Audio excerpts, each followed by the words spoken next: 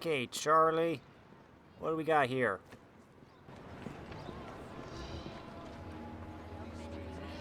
The most haunted house in London.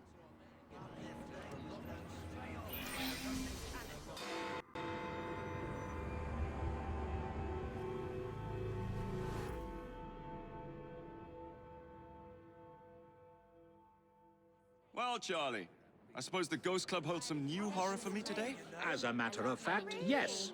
Follow me. Number 50, Berkeley Square. 4 stories high and branded, "Beware all those who enter." There have been many strange tales of this dreadful domicile. The earliest report of a haunting was said to be the spectre of a small girl who was murdered by a servant. She could be seen at the attic windows, weeping and wringing her little hands in an agony of despair. You're not afraid, are you?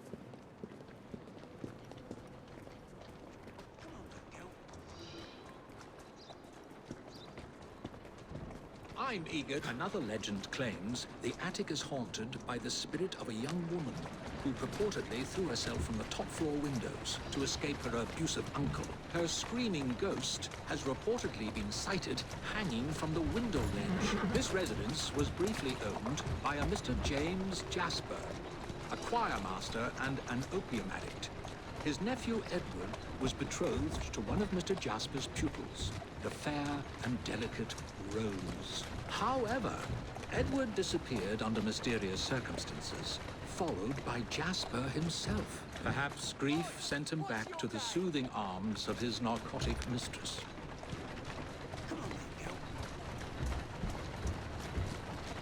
Interesting. That's a girl.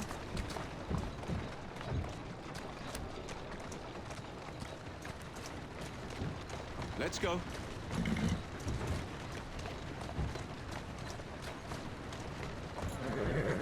Keep moving.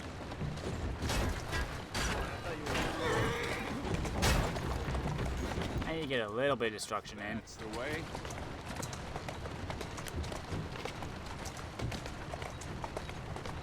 Steady on. Walk on, girl. Doing fine, girl. Shall we? I could actually work with Charlie on the one, at least for once. Though this house is vacant, some say it comes alive at night with screams of terror, ringing bells, and slamming shutters.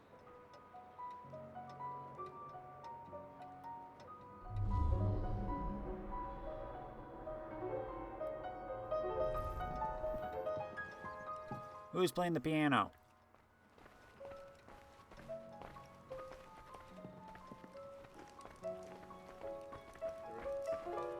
Although eerie, this phenomenon is easily produced by pneumatic. There are claims that a young man was caged in the attic, his only connection to the rest of the world a tiny hole in the door. A young man who was reduced to madness by this extreme isolation.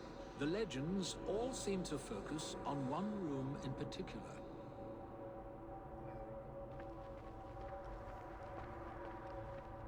I was gonna say that's just clear. Yeah.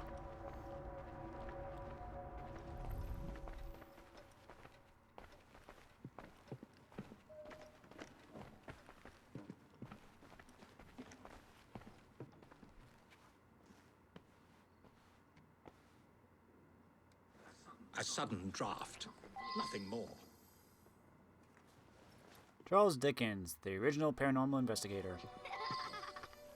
My word. Perhaps I shall wait here while you investigate the source of that laughter, which is not at all unsettling. There's a child.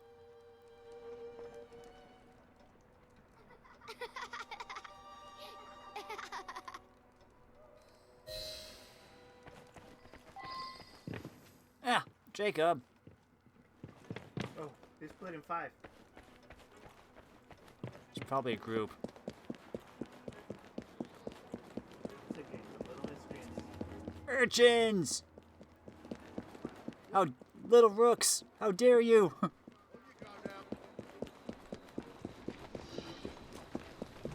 Oh no, we're going into Westminster.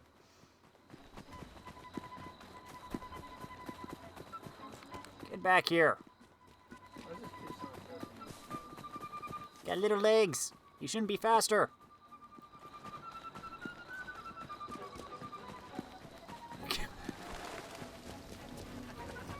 Gotcha. Let me go, you moke! Why were you hanging around that house? What's it to you? Tell me or I'll drag it out of you. All right. We were there for the treasure. We found a key to the secret passage. Secret passage? Yeah, number 50's got a secret passage. Here, take it. Just leave me be.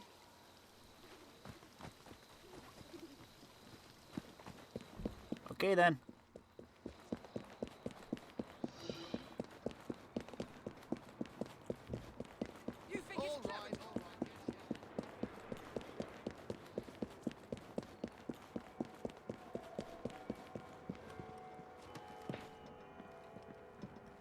Charlie, apparently there's a secret passage in here somewhere.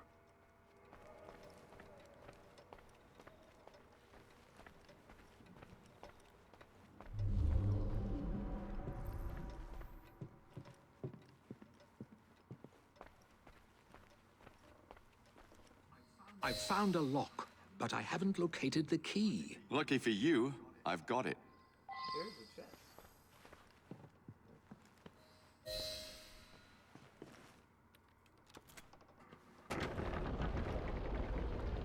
The attic.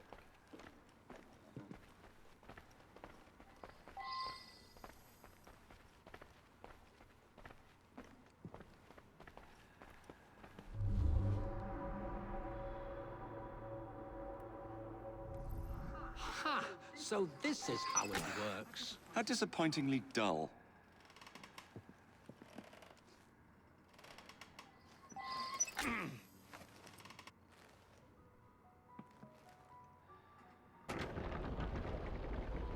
Get out of my house! Get clear, Charlie! Good Lord.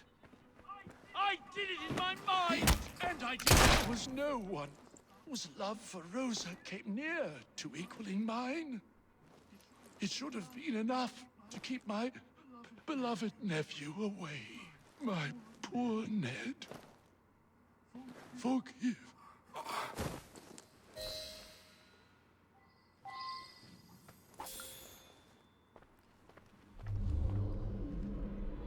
stories was true. There's a madman in the attic.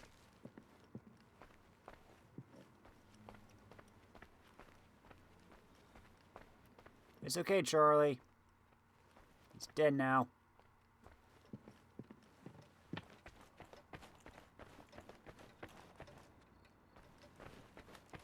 Can't find no treasure though. No.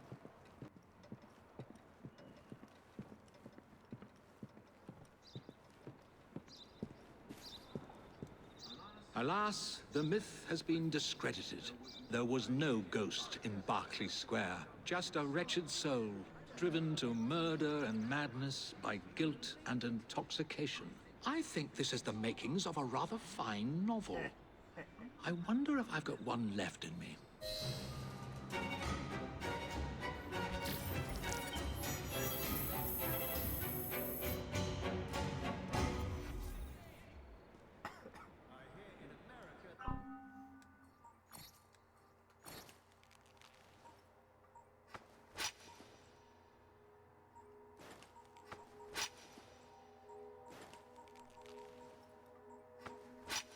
It might not look like much, but the only thing mightier than this sword is the pen.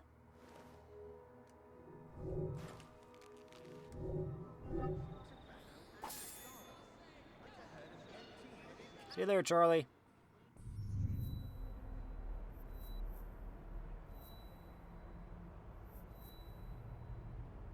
Oh, I haven't done this yet. Gonna do this.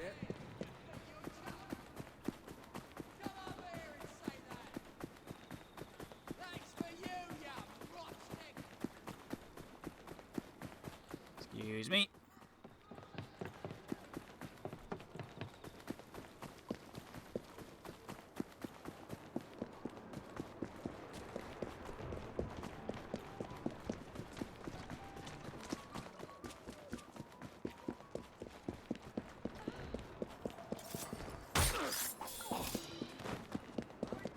You bloody ghost defender!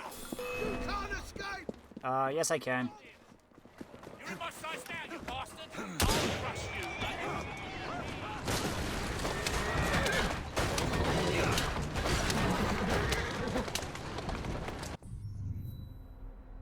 Oh no, that's in Westminster. Okay. It's like I thought I got all the beer bottles in this.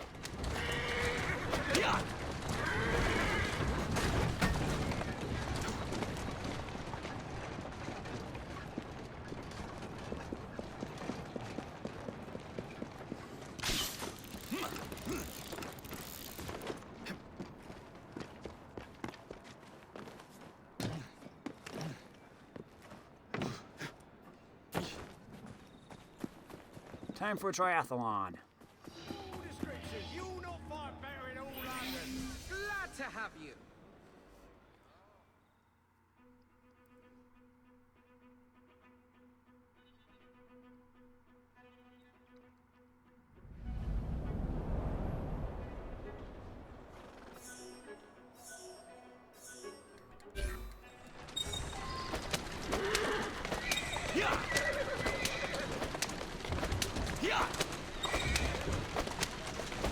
Whoop. I don't choose the carriage. The game chooses it for me. Whoa, easy. Walk on, girl. Back up, back up.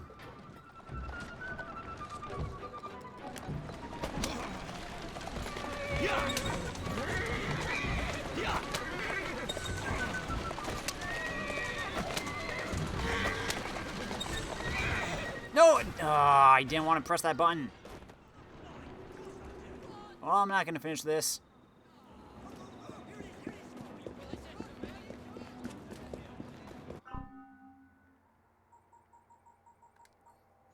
Restart.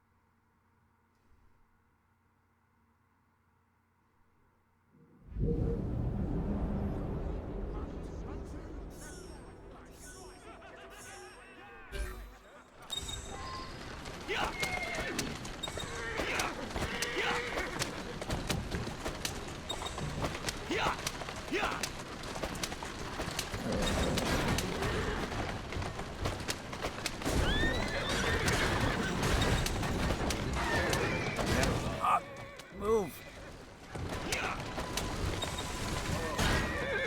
I know.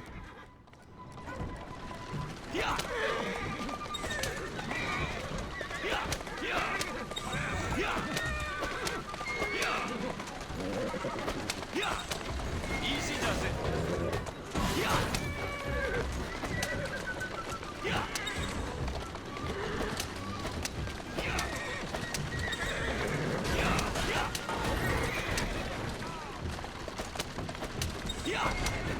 Ah, move. Ah.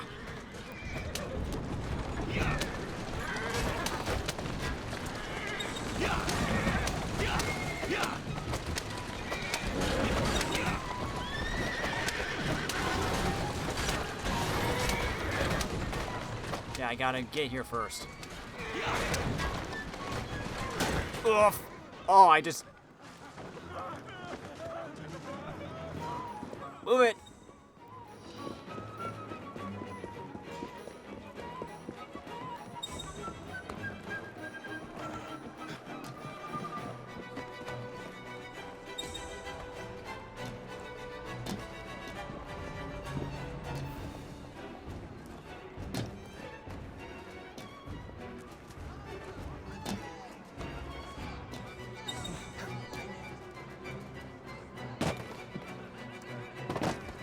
Duck.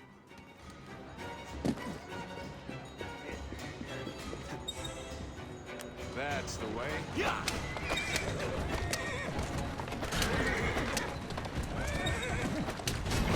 Yeah! Yeah!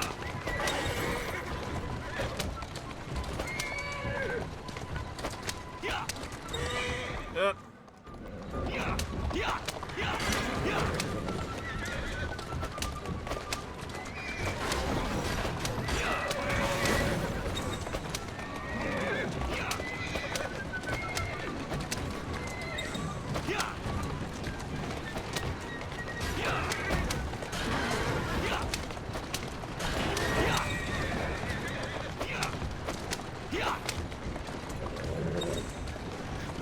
Blah.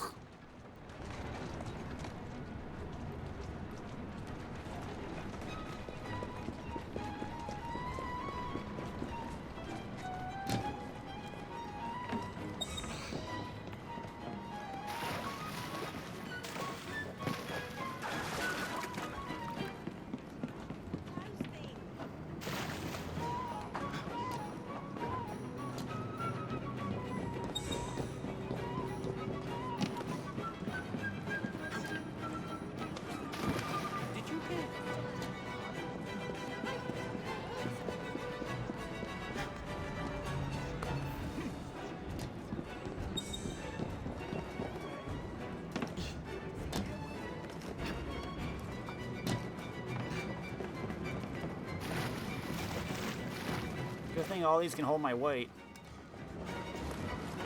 I know.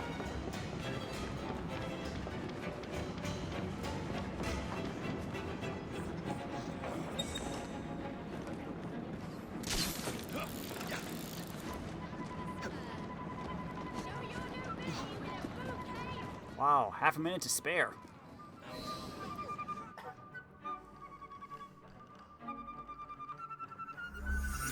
Congratulations on your victory. Thanks, Bobby.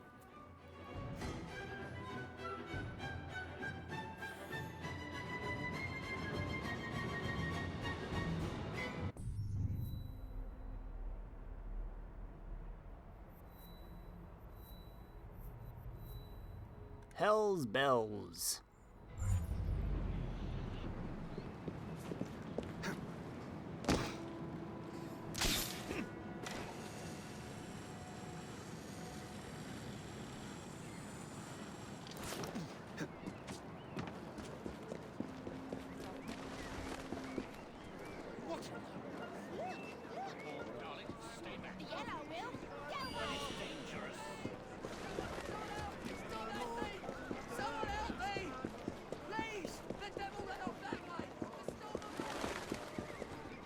Ah, yeah.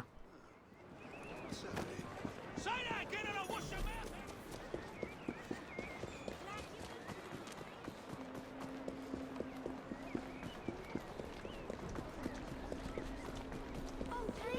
Sorry, not interested. It's those cheap cigars you smoke.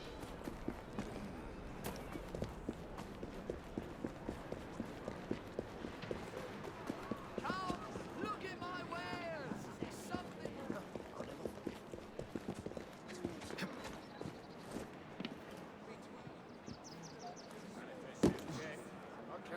Other side of the building.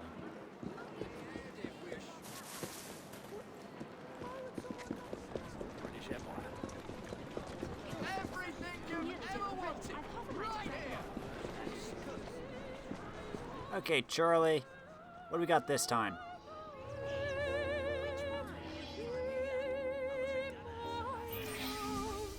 There's been a spate of rather intriguing thefts about town recently. Robberies? In London? I never thought I'd see the day. They look like common robberies at first, but these perpetrators have all claimed to have been under the influence of some supernatural power. I'm not so foolish as to forget that criminals will spin any yarn to avoid the law. However, these thieves all proffer the same defense. They say they were being controlled by a demon. Will you make some inquiries? One of our demon-possessed mobsmen is being held behind bars at this very moment. You may want to begin your search there. Okay.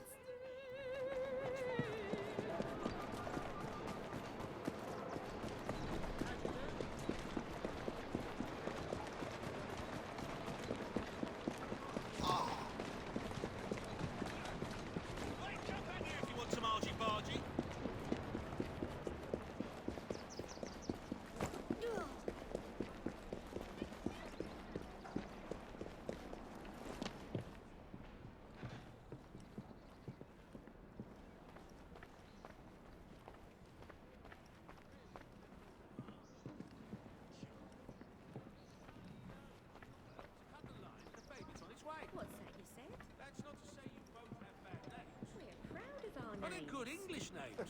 Thank you. But Helga wants the child to have a German name. I see.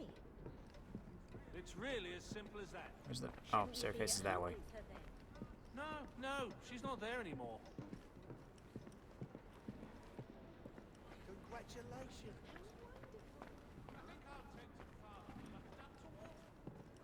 Hello, Inspector. What's this one in for? Rob the pawnbrokers down the road. A demon made me do it. I can't remember much. That's what's so queer. I've never stolen anything in my life before. Who do you think made you do this? All I can recall is a silver watch, swinging in midair. It was held by someone or something. A dark presence whispering. I could only see its eyes. A demon. Maybe the shopkeeper will make more sense.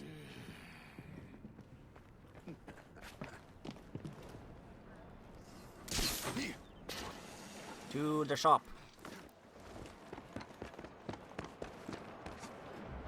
Hey, Cocker Merchants again.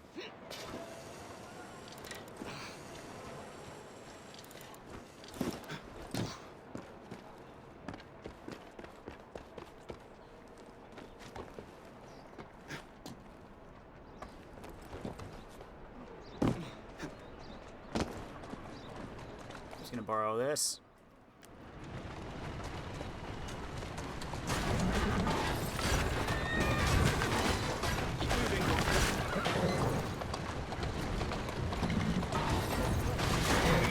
Hold on. A glyph up here.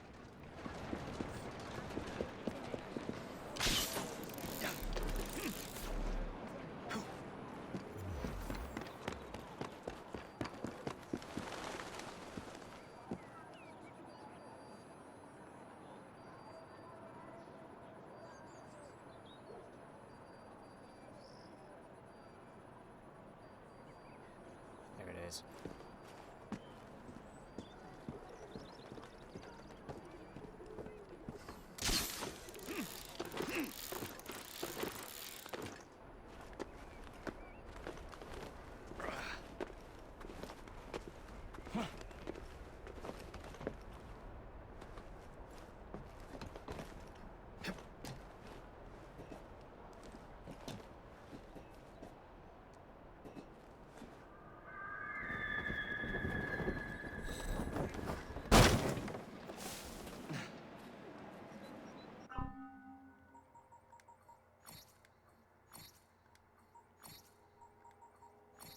St. Martin in the Fields. This church's curious name has two origins. St. Martin was a Roman soldier who tore his robes in half to help dress a naked beggar on a cold winter's night. In his sleep, Martin saw a vision of Christ in the form of that beggar, and he promptly converted to Christianity. The "in the field" suffix was meant to distinguish the church from another named St. Martin located in the city at the time. The church as it stands today was built in 1721 on the site of an older church built in 1542 by orders of King Henry VIII, who wanted to redirect the funeral processions of plague victims away from his home in Whitechapel. The modern church was designed by James Gibbs, one of the most influential architects in Britain. King George was reportedly so impressed by the church that he personally paid £100 to the men who built it. That's £100 total, not each. Gibbs liked the church, but not that much. St. Martin in the Fields' proximity to the Strand made it a popular church for the rich and upper class in the 18th century. I give you £100, split it however you want.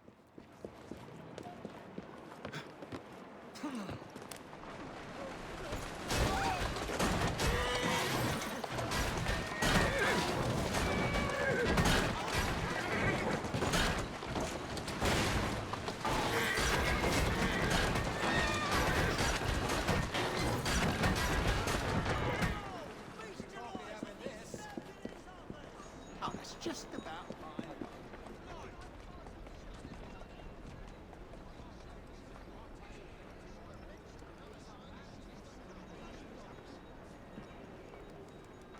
May I ask you about the robbery? There's not much to say. Most of the items did come from the same seller. Enzio Capelli, Sorcerer Supreme, a famous showman from Italy. Several weeks ago, he was forced to pawn his family heirlooms. Debts. I have the address of the last person who redeemed something of his. A lovely pearl necklace. That helpful? Not again! Stop her! Stop! Somebody stop that thief! I'm pretty sure Stephen Strange would have something to say about that title.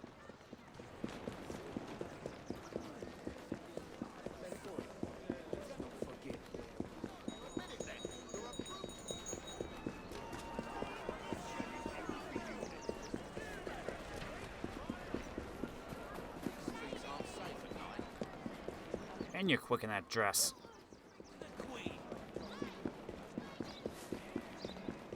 Excuse me, kids.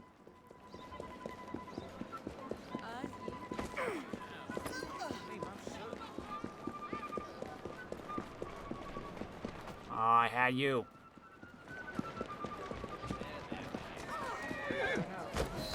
Thank you, horse. Where am I? What's happening? The devil is going on over there. You were just indulging in a little light theft. It's all very hazy, but I remember something silver flashing in front of my eyes. Then I heard a sort of bell. Next thing I know, I'm here with you. The devil is going on over there. Back on track. Now to find this buyer.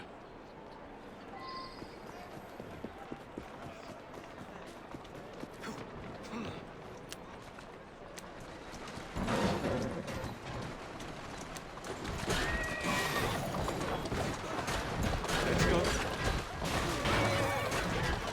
Steady on.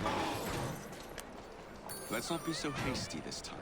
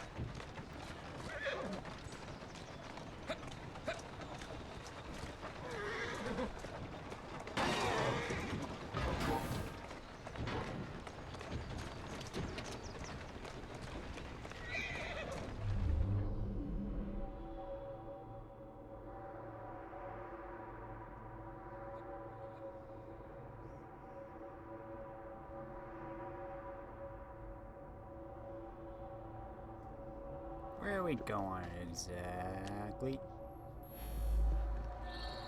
Oh, come on!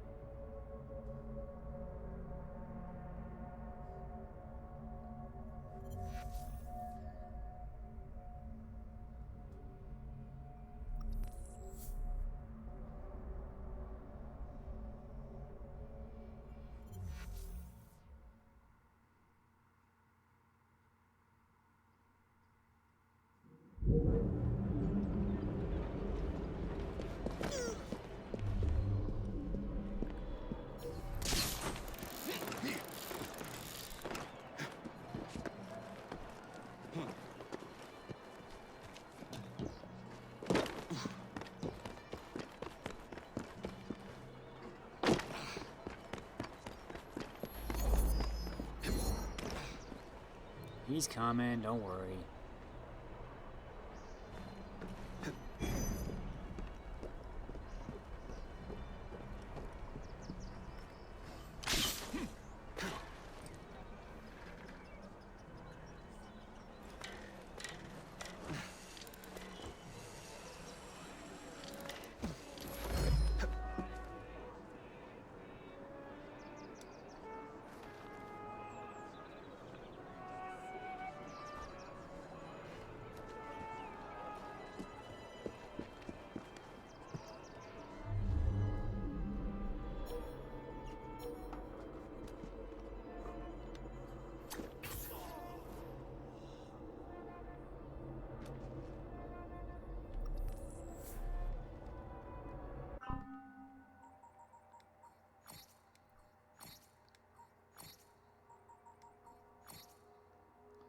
Burlington House was one of the first 3 mansions built by the area that would go on to be known as Piccadilly Circus.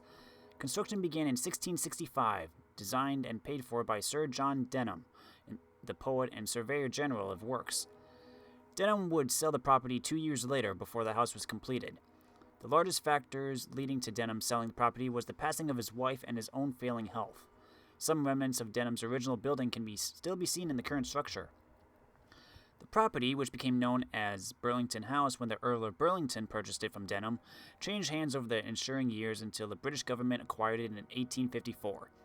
Under the government, Burlington House became their headquarters for a number of scientific advisory boards, most notably the Royal Society of London, for improving natural knowledge. The Royal Society was founded in 1660 as an assemblage of natural scientists who met weekly to discuss experiments in the promotion of the natural world. The British government began paying them a stipend of £1,000 a week in 1850, which began a close relationship that led to the Royal Society being granted a home in Burlington House. The Society's motto is Nullius in Verba, which basically means take nobody's word for it. A motto to live by.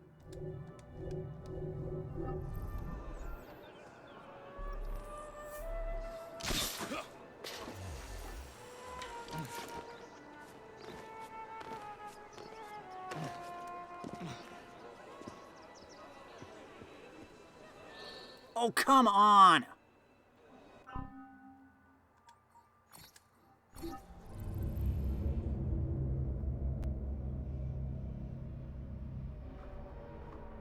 Jeez, this guy's eyes like a hawk.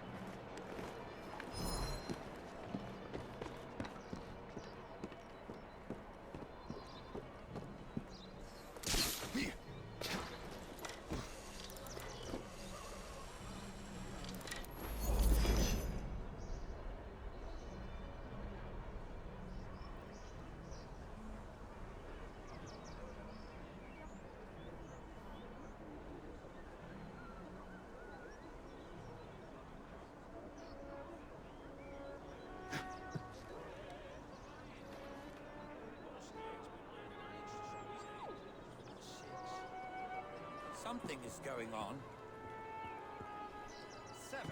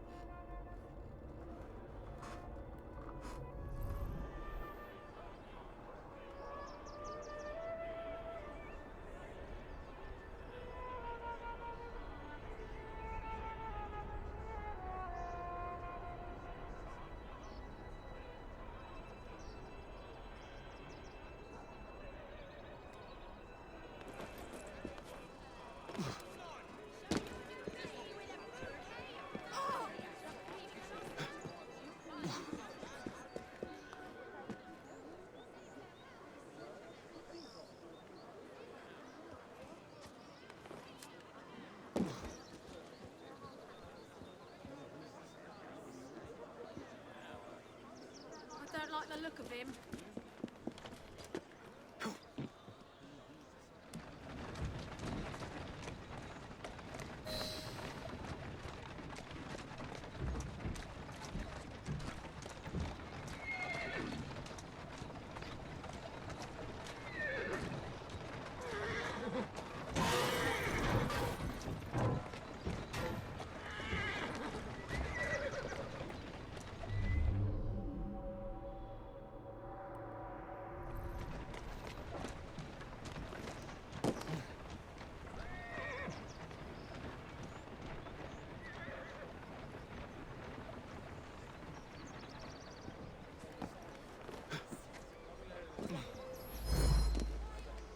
You are not fit to...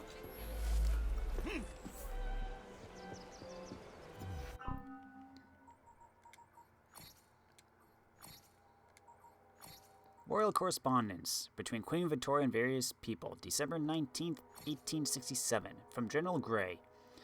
General Grey presents his humble and most devoted duty to your majesty. He has shrunk from with a reluctance beyond words to express, from saying anything to alarm your majesty. And if he spoke on the subject yesterday, it was only in obedience to Mr. Hardy's opinion that he ought to do so. But in what he said yesterday, he said perhaps less than he ought to have done, for he feels that, with a view to your majesty's safety, it is absolutely necessary that your majesty should be under no delusion as to the designs which are harbored against your majesty, or as to the peculiar facility which Osborne affords, in spite of the utmost watchfulness, for carrying them into execution. Crimes such as those contemplated cannot easily be perpetrated in crowded thoroughfares, or where there is a large population. And the most unsafe places for your majesty at this moment are those where the population is most thin and scattered. General Grey says this with much pain and reluctance, for he knows how it will jar against your majesty's feelings, and tend to disturb your majesty's comfort. But he would be utterly unworthy of the confidence your majesty has reposed on him if he hesitated now, even at the risk of incurring your majesty's displeasure, in saying what he believes the case for your majesty's precious safety requires. He shrunk yesterday from telling your majesty the full extent of the information received with respect to the designs against your majesty. He now sends for your majesty's perusal the note he received from Mr. Hardy after he has seen him on Tuesday, and in answer to one that General Grey wrote to ask if he thought it necessary that your majesty should be informed of the design against your majesty's person. He also sends the letter he has this morning received from Mr. Hardy, as well as one from the Duke of Buckingham, corroborating the information received at the House office. Also one from the Duke of Cambridge enclosing an anonymous letter, evidently written in a good spirit, warning him of the designs against your majesty, which, it is added, they are only waiting for rendering the services of the military in and around London, more importantly available in the event of incendiary fires, which appears the form of outbreak most to be apprehended. Lord Derby has written thus far, and was about to bring under your majesty's notice the painful and alarming reports which have been received of designs against your majesty's person, when he received a letter from General Grey informing him that he had felt it and it to be his duty not to shrink from laying before your majesty the intelligence itself, which received, in the first instance, by telegraph from Lord Monk, has since been confirmed in several respects from various quarters. As your majesty will see the Duke of Buckingham tomorrow, Lord Derby abstains from detailing the measures which your majesty's servants have taken for guarding against the particular danger thus indicated, in which moreover his grace has taken a prominent part. It is indescribably painful to him to acknowledge even to himself that so fearful a crime should be contemplated, but disposed of as he is to disregard mere rumors of such threatening atrocity against your majesty or your majesty's servants, of which there have been abundance, he cannot shut his eyes to the conviction that such schemes are in serious contemplation, and that the determination of a few resolute and desperate men to effect them, at the hazard of their own lives, requires the utmost vigilance to defeat them, and even that may prove insufficient. Lord Derby would hardly venture to write thus openly, if he were not aware that your majesty is inaccessible, perhaps even, if he may be permitted to say so, too much so, to personal apprehension. But he trusts that he may be allowed, most respectfully, but most earnestly, to represent that it is a duty which your majesty owes to many millions of loyal subjects, not to expose to unnecessary risk a life so incalculably valuable to the country, that he cannot but concur in the opinion which he knows has been submitted to your majesty by General Grey, that few places could afford such facilities as Osborne, to such a design as is, he fears with too much truth, entertained. Of course, as long as it is your majesty's pleasure to remain there, every precaution that can be taken will be taken, both by land and sea, to provide for your majesty's safety. But Lord Derby cannot withhold the expression of his own strong opinion that the primary object could be far better secured, even in London, but still more at Windsor, and he would feel himself not only deeply responsible to public opinion, but personally criminal in his own conscience, if he shrank from submitting this view to your majesty, unpleasing as he knows it must be. In any case, Lord Derby would urge upon your majesty with all possible earnestness, at least so far to cooperate with those whose duty and affection alike prompt to watch over your majesty's safety, as to limit your hours of driving out, as far as possible, to daylight, and to be accompanied by sufficient attendants to provide against a coup de main. The house at Osborne may, by extreme care, be protected, but your majesty's unattended late drives afford an opportunity for desperate adventurers against which no vigilance can effectively provide. Oi!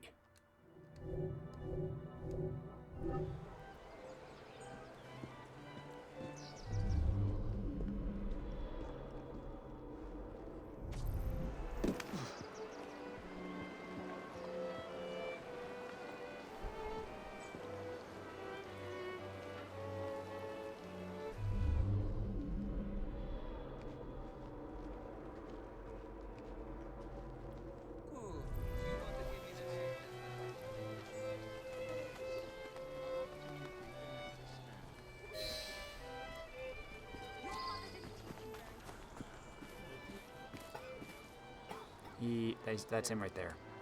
Not a ghost, not a demon, but the great Enzio Capelli. You are very much mistaken, aren't you, my child? Yes, I am very much mistaken. Oh, wait. No, I'm not. You are very much mistaken. And now you are so very, very tired, aren't you?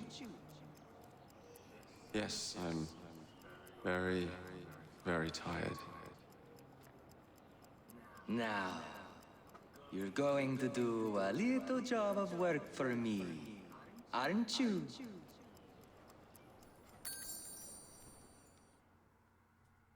Hypnotism! My goodness, what foul behavior.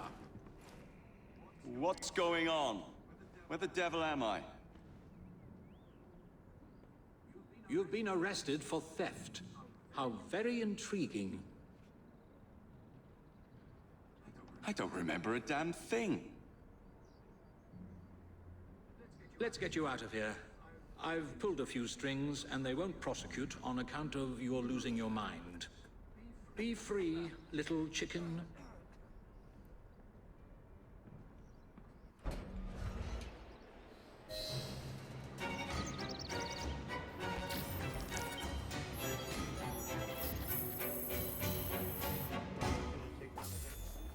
Maybe it's another mission.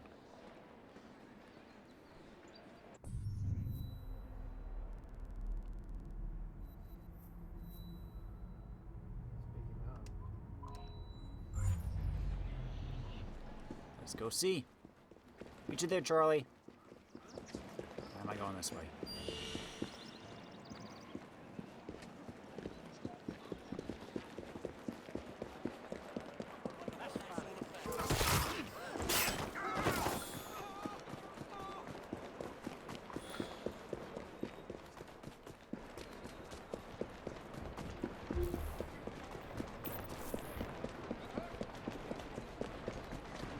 can borrow your carriage. Be careful.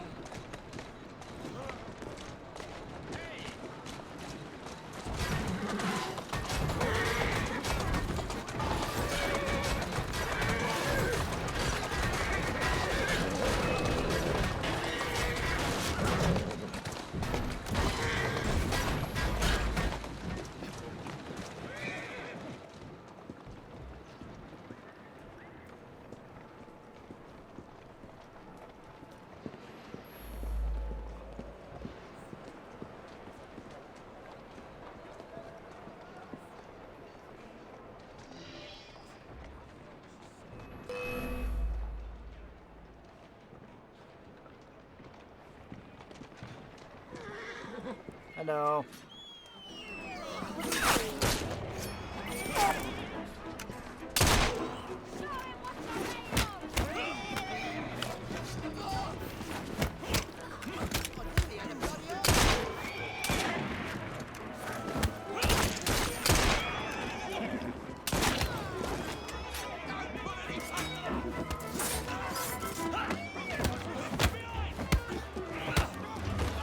Thanks for the help, guys.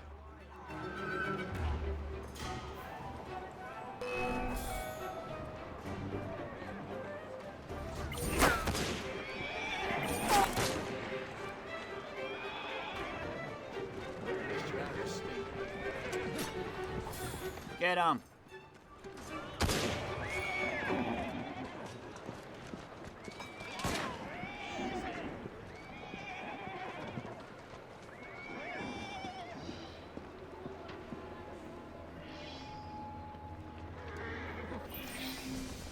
Have you truly no recollection of the events that landed you in a cell?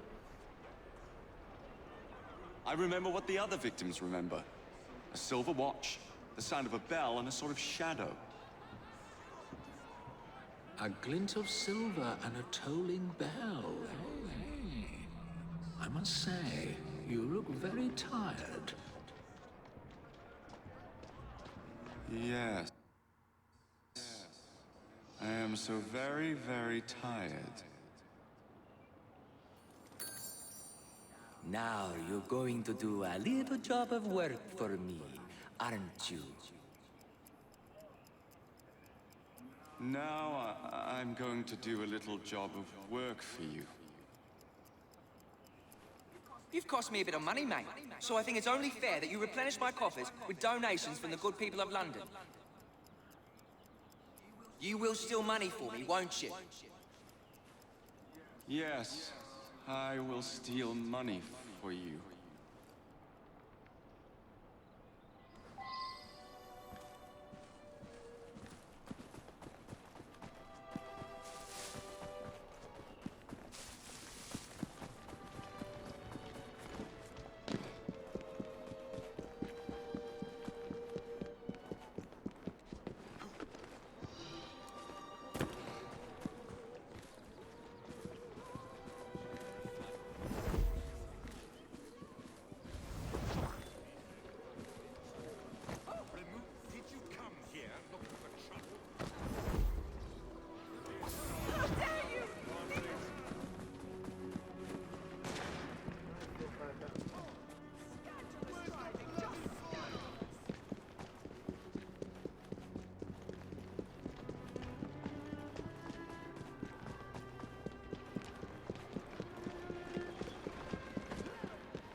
Oh, this blurry vision.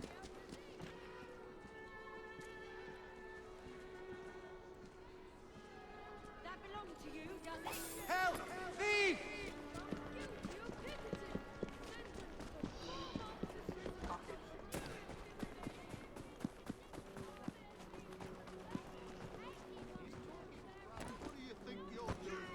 Well.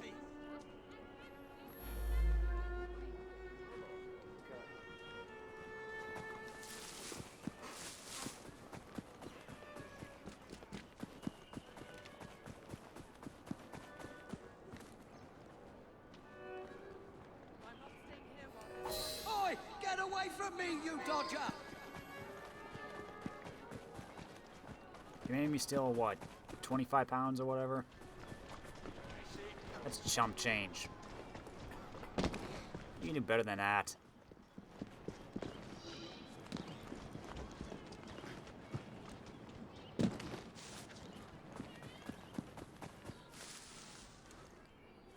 Good. Very good. Now, we can't have criminals like you roaming the streets.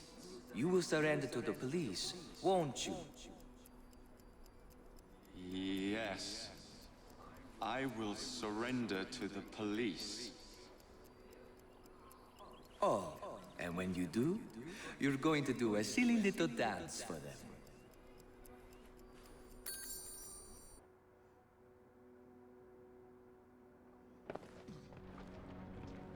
I say, you gave me a terrible fright. Muttering about a man named Ezio. Enzio Capelli. Not a demon, but a hypnotist. And he's not even Italian. I suspected hypnotism from the very start. You must find the villain. Let's go then.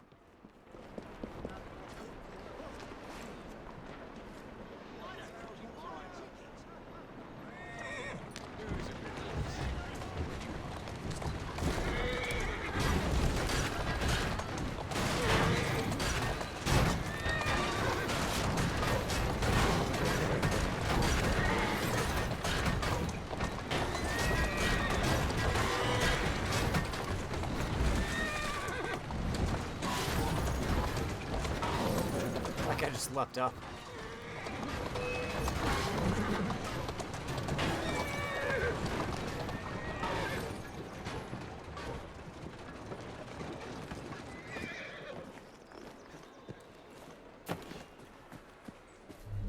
You're going to stand watch while I ransack this house, aren't you? Yes. I'm going to stand watch while you ransack this house. You're going to obey the bell, aren't you? Yes. I'm going to obey the bell.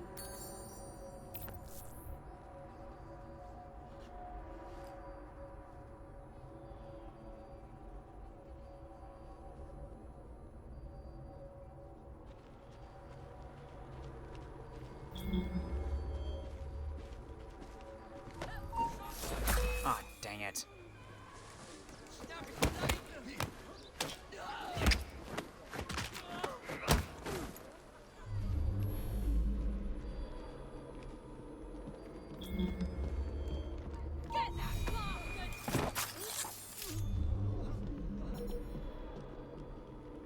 Keep an eye out for valuables. Someone take care of it!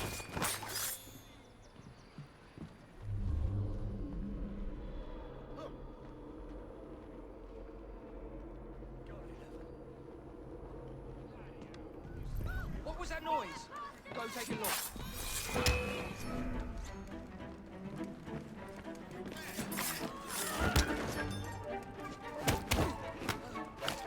Not the most stealthy, but...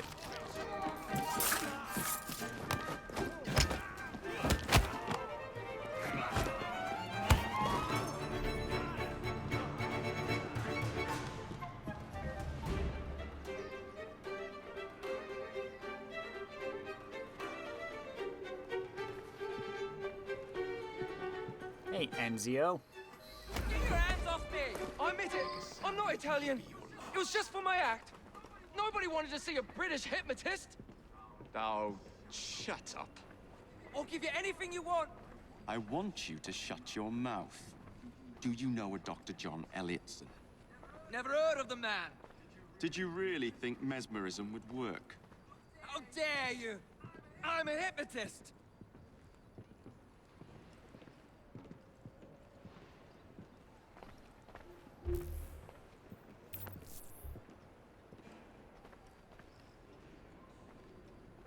We're just gonna have a nice little chat with the police. Come out there, I'll send in the dogs! You weren't expecting that, was you?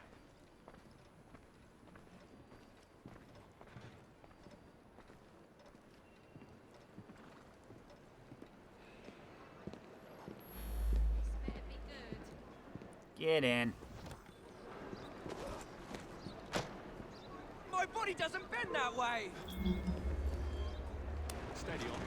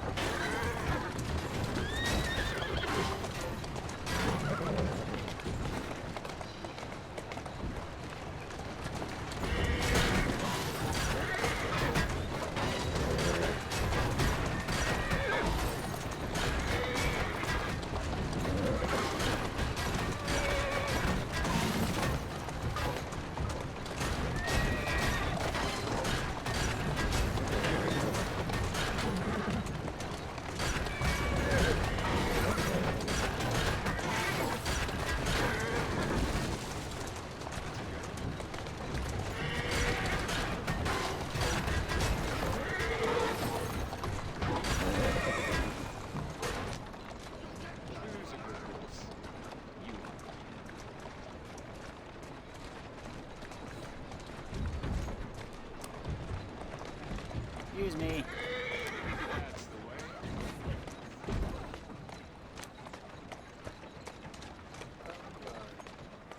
Yep.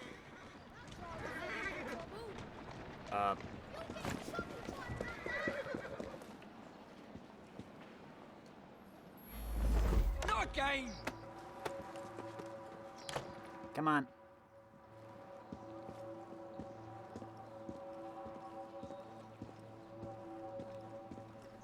What news you got? How's this grab you? Thanks, little rook. Not bad.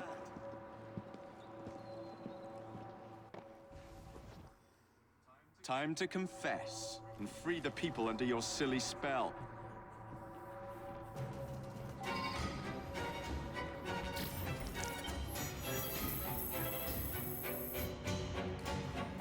Bum.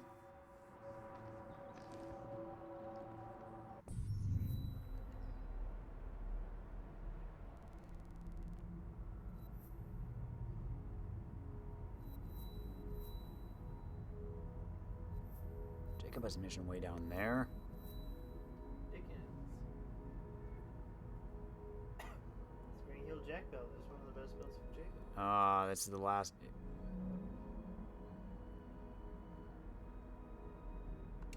Screw it. I think this is the last Charles Dickens mission. Let's do it. The return of Spring Hill Jack. Yeah, you know how it is. But I'm fully upgraded this time. You won't pound me to a pulp. He doesn't even know what a pulp is. Segment team attacks an assassin hideout in Florence. The Templar Otso Berg and the assassin Harlan T. Cunningham are the only survivors. Meanwhile, Desmond is at the Grand Temple. Or maybe he's on the run from... I don't know. Depends on when in 2012 it was. Because remember, AC 1 through 3 all took place from September to December. Yeah. Of course, we didn't really know it at the time.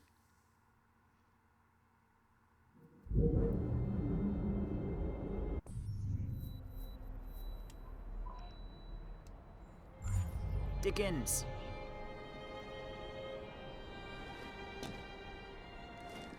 Ugh. There it is.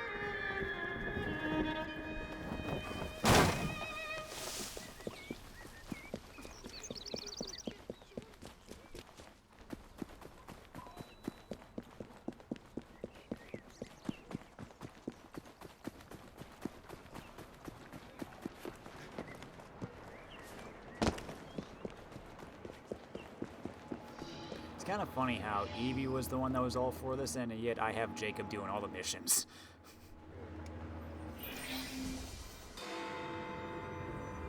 Nighttime.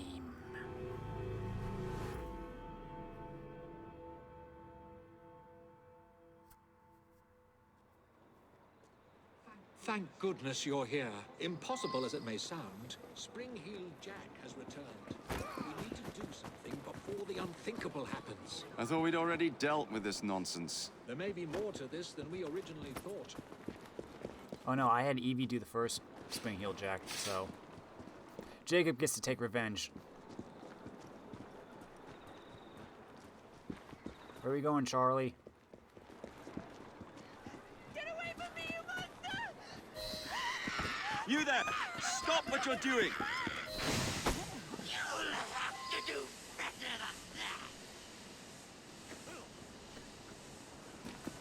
I am a ghost. A fiend! A terror in the night! Do not touch the ground. I'm the terror of London!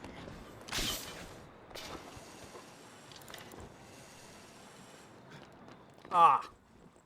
I am a ghost, performing the feats of a devil. Long have I stalked the streets of London.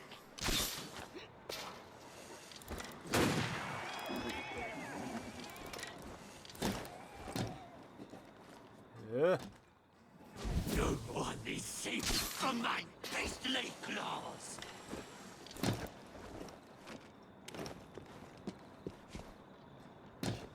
I am a ghost, a fiend, a terror in the night.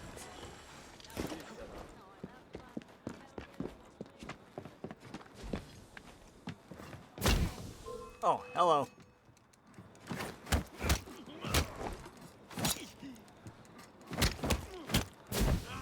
I'm the terror of London.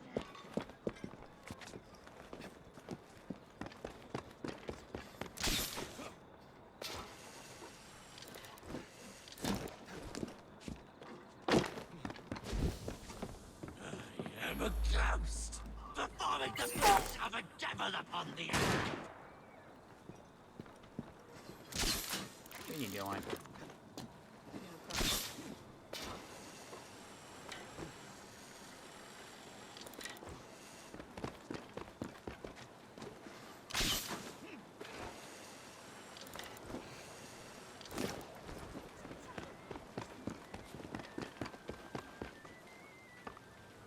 Long have I stalked the streets of London.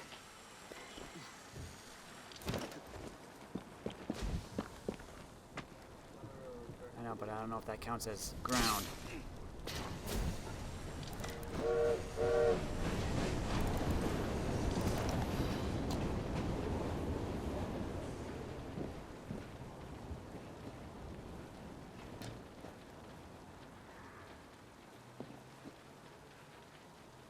Going for it. I am a ghost, a fiend, a terror in the night. Yeah, we get it.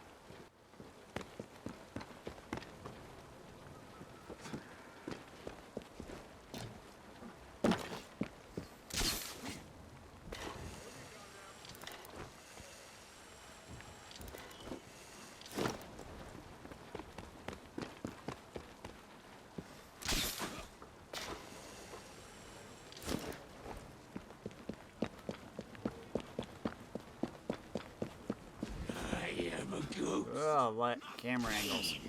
a terror in the night. I think so. I think this is only one gimmick. And honestly, it's not that good. I am the terror of London.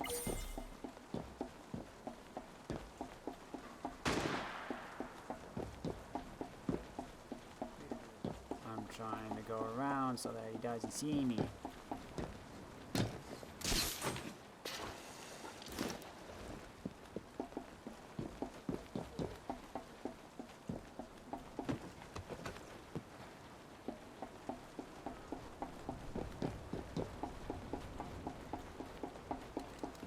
Oh, come on.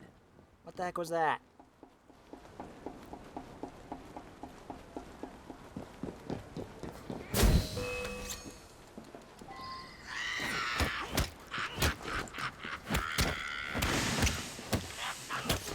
No one is safe from my beastly claws. I am a ghost. What?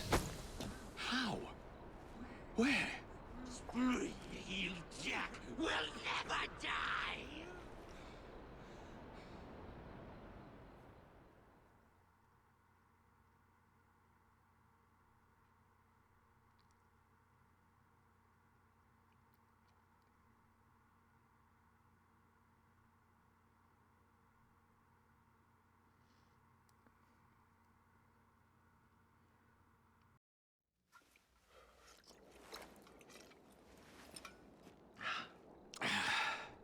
Well, thanks to you, the Ghost Club's reputation has grown tremendously.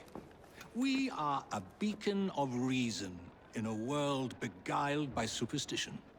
But I believe we have encountered one genuine spirit. Can you be certain? That's the question. One might surmise that the spirits that haunt us are simply our deepest fears, manifested as apparitions. Shame. I've always wanted to see a ghost. Or a goblin. I propose a toast to the Ghost Club and the virtuous twins that have aided it, Miss Evie and Mr. Jacob. Cheers. Cheers.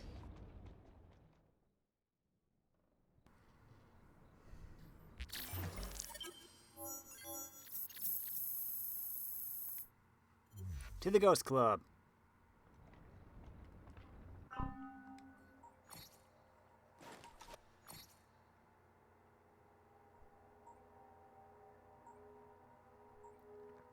The belt of choice for demonic urban legends. Does that include you?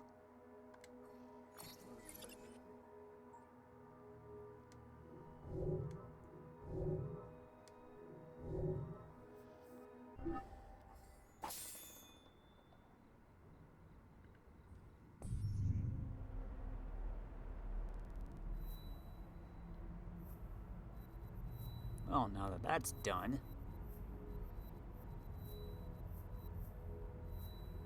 how about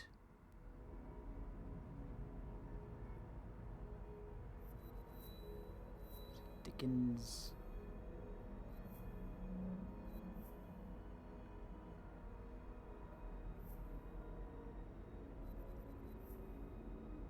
Huh, Dickens only has like 2 missions. Darwin. Well, we did one Charles, let's do the other Charles. Off we go!